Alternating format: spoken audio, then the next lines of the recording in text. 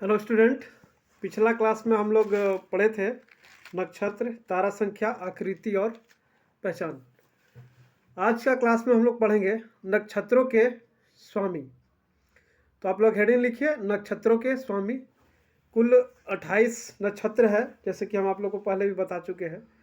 अब आज हम लोग पढ़ते हैं कि उन लोगों के स्वामी और मालिक कौन है, या वो नक्षत्र किसके निर्देश पर कार्य करते हैं। पहला है अश्विनी नक्षत्र।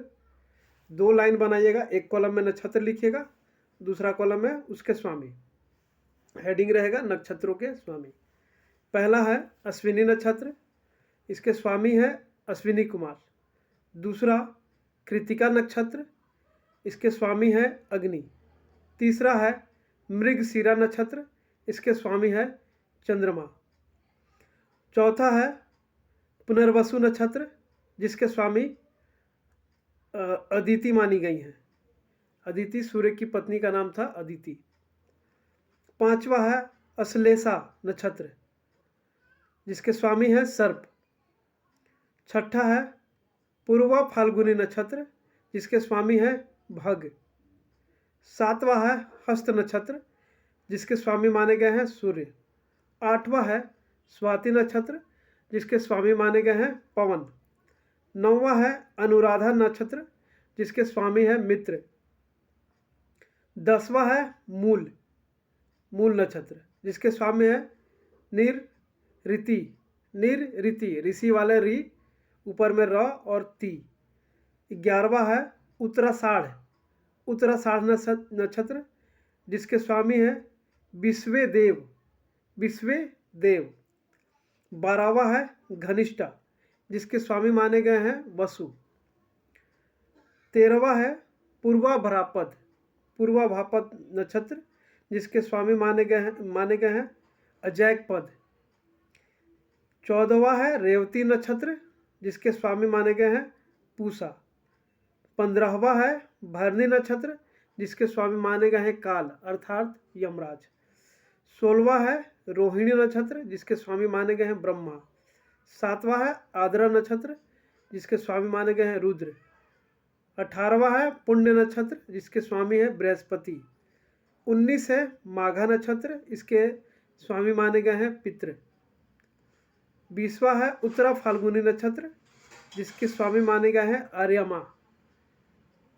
21 है चित्रा नक्षत्र, स्वामी है इसके विश्वकर्मा। 22वां है विशाखा, जिसके स्वामी है सुकाग्नि। 23वां है ज्येष्ठा, जिसके स्वामी इंद्र माने गए हैं। 24वां है पूर्वाषाढ़, जिसके स्वामी माने गए हैं जल। 25वां है श्रवण नक्षत्र, जिसके स्वामी माने गए हैं विष्णु। 26वां है सप्तभीषा नक्षत्र, जिसके स्वामी माने गए हैं वरुण। 27वां है उत्तरा भाद्रपद नक्षत्र, जिसके स्वामी है अहिर्बुधन्य। 28वां अभिजीत, जिसके स्वामी माने गए हैं ब्रह्मा।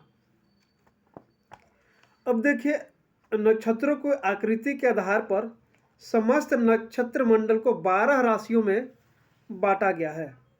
राशियों और राशि चक्र को समझने के लिए नक्षत्रों को समझना अत्यंत आवश्यक है, क्योंकि राशि नक्षत्रों से ही निर्मित होती है। वैदिक ज्योतिष में राशि और राशि चक्र निर्धारण के लिए 360 डिग्री का एक आभासीय पथ निर्धारित किया गया है।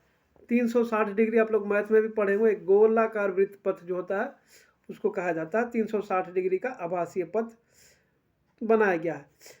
वैदिक ज्योतिष में राशियों को 360 डिग्री को 12 भागों में बांटा गया है, जिसे भवचक्र कहते हैं। भवचक्र में कुल 12 राशियां होती है। राशि चक्र में प्रत्येक राशि 30 डिग्री का होता है। सिंपल है, 12 3 36, 360 डिग्री हो गया आपका। तो राशि चक्र में सबसे पहला नक्षत्र है अश्विनी, इसलिए इसे पहला तारा माना जाता है। इसके बाद भरणी नक्षत्र और फिर कृतिका नक्षत्र। इस प्रकार क्रमवार 27 नक्षत्र आते हैं। पहले 2 नक्षत्र है अश्विनी और भरणी, जिसमें पहली राशि मेष का निर्माण होता है। इसी क्रम में शेष नक्षत्र भी राशियों का निर्माण करते हैं। इन राशियों के नाम एवं प्रकार भी इस प्रकार है, उसको भी आप लोग लिखिएगा। राशियों के नाम एवं आकार। राशियों के नाम एवं आकार। पहला है मेष। मेष राशि, इसका आकार है भेड़ की आकार। भेड़ हम लोग जो देखते हैं उसके आकार का है ये मेष राशि। दूसरा है वृषभ। वृषभ राशि, बैल के आकार की आकृति। तीसरा है मिथुन राशि, स्त्री एवं पुरुष की युग्म, मतलब स्त्री और पुरुष का फोटो रहेगा या लड़का लड़की का एक साथ फोटो रहेगा, जिसको मिथुन बोलते हैं। कर्क, कर्क राशि, जिसको केकड़ा। सिंह राशि, शेर। कन्या राशि, कन्या की आकृति।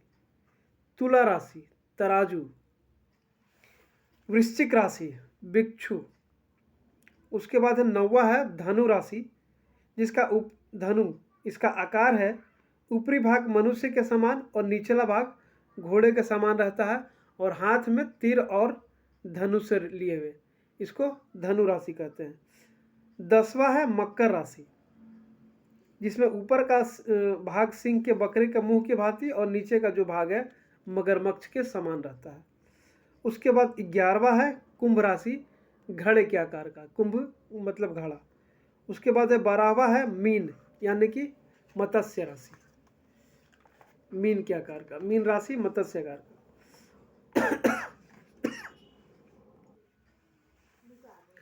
इसके बाद लिखिएगा नवग्रह।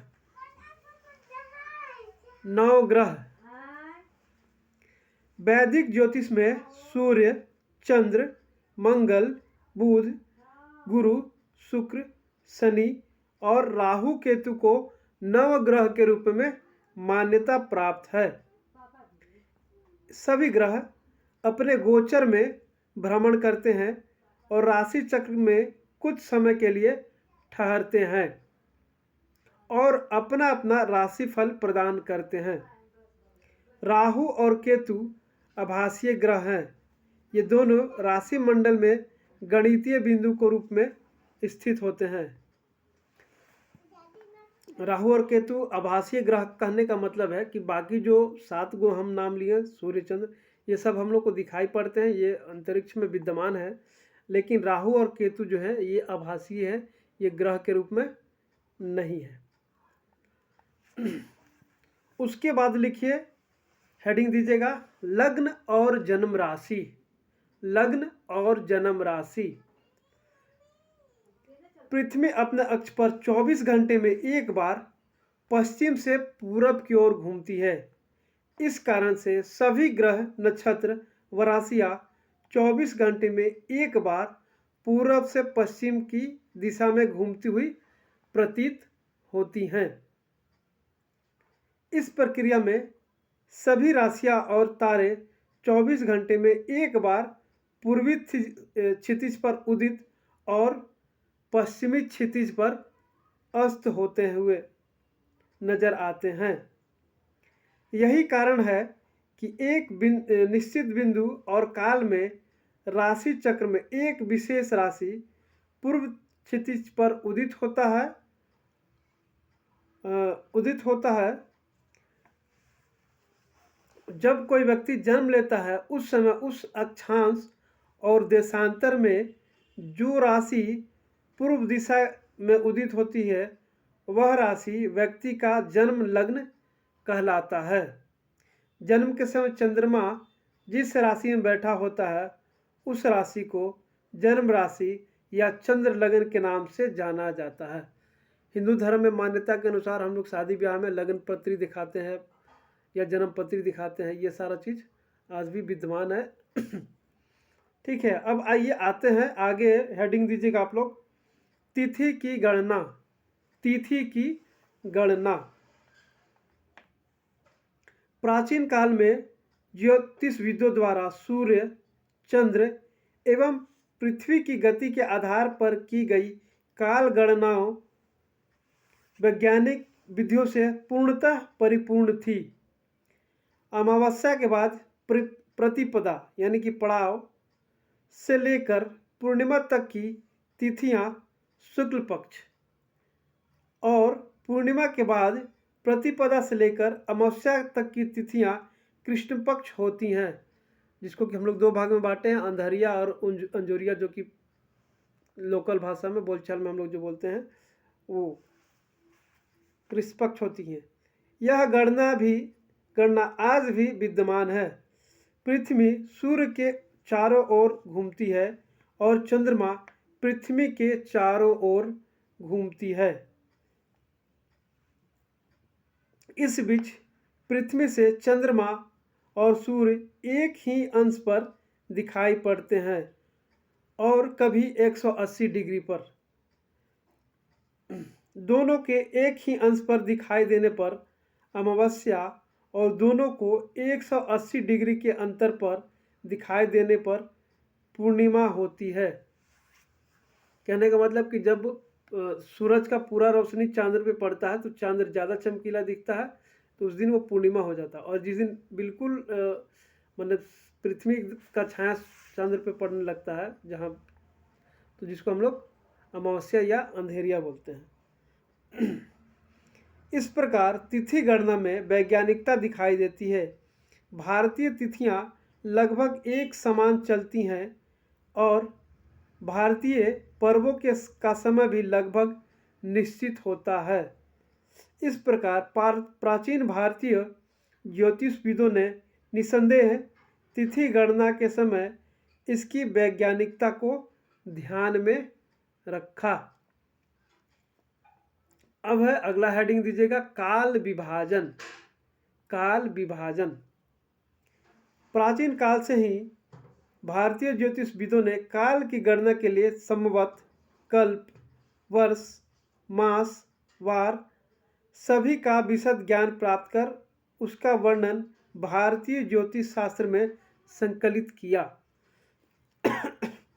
काल गणना में कल्प, मनवंतर, युग आदि के बाद संवत्सर का स्थान है। संवत्सर की उत्पत्ति वर्ष गणना के लिए होती है। ऋतु, मास, तिथि सब वर्ष के अंग माने जाते हैं। संवत्सर में अलग अलग युग के लिए अलग अलग संवत निर्धारित किए गए हैं। संवतों में वर्ष को इस प्रकार से निर्धारित किया गया है, थोड़ा सा ध्यान दीजिएगा इस बार। श्री राम संवत त्रेता युग, जबकि भगवान श्री राम का जन्म हुआ था उसको श्री राम संवत 1,25,69,050 वर्ष। फिर से रिपीट करते हैं, श्री राम संवत 1,25,69,050 वर्ष, मतलब 1,2,5,6,9,050 वर्ष। उसके बाद है श्री कृष्ण संवत 5,175 वर्ष। श्री कृष्ण संवत 5,175 वर्ष, 5,175 वर्ष। एक चीज़ और है, लोग कहते हैं कि थोड़ा सा बता देते हैं हम लोगों को कि पहले सतयुग आता है, फिर त्रेता युग आता है, फिर द्वापर आता है, फिर कलयुग आता है। बात बिल्कुल सही है, लेकिन इस आधार पर लोग गणना करते हैं कि पहले श्री राम और उसके बाद फिर श्री कृष्ण का जन्म हुआ था, जो कि ऐसा नहीं है। भगवान श्री राम का जब जन्म हुआ था तो उस समय वो 23वें त्रेता युग में जन्म हुए थे। कल्प और वे ये वगैरह जो अभी हम आप लोग को बताएं, कल्प, मनवत्सर इत्यादि, ये करोड़ों करोड़ साल का गणना है। तो इस हिसाब से वो जो प्रभु श्री राम का जब जन्म हुआ था तो 23वें त्रेता युग में उनका जन्म हुआ था, और भगवान श्री कृष्ण का जब जन्म हुआ था तो 54वें द्वापर युग में उनका जन्म हुआ था, जो कि आज से 5,175 वर्ष पूर्व माना जाता है। कुछ लोग 7,000 कहते हैं, कुछ लोग 5,000 कहते हैं। कार्बन डेटिंग द्वारिका का जो है उसका डेटिंग के हिसाब से 5,000 वर्ष माना गया है। अब आगे लिखिए, बौद्ध संवत है 2,524 वर्ष।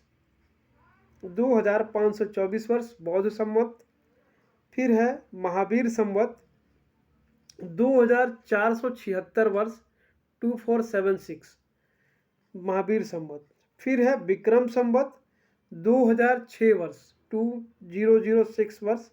उसके बाद है वल्लभी संवत 1629 वर्ष 1629 वर्ष। ये है काल विभाजन। अब आगे देखिए, भारतीय ज्योतिष ने काल विभाजन को मुख्यतः संवत, वर्ष, मास आदि में निम्न वैज्ञानिक दृष्टि से विभाजित किया है, जो निम्नांकित हैं। बस आज यहीं रखते हैं, आगे पढ़ाएंगे, नहीं तो आप लोगों के लिए थोड़ा सा क्रिटिकल हो जाएगा। अगला क्लास में हम लोग वर्ष, मास वगैरह पढ़ेंगे, पृथ्वी का आकार पढ़ेंगे और गुरुत्वाकर्षण। कोशिश करेंगे कि कल का क्लास में तो नहीं हो पाएगा ख़त्म, एक क्लास और लेकर के आप लोग को ये चैप्टर जल्द से जल्द हम ख़त्म करते हैं। Okay then, bye.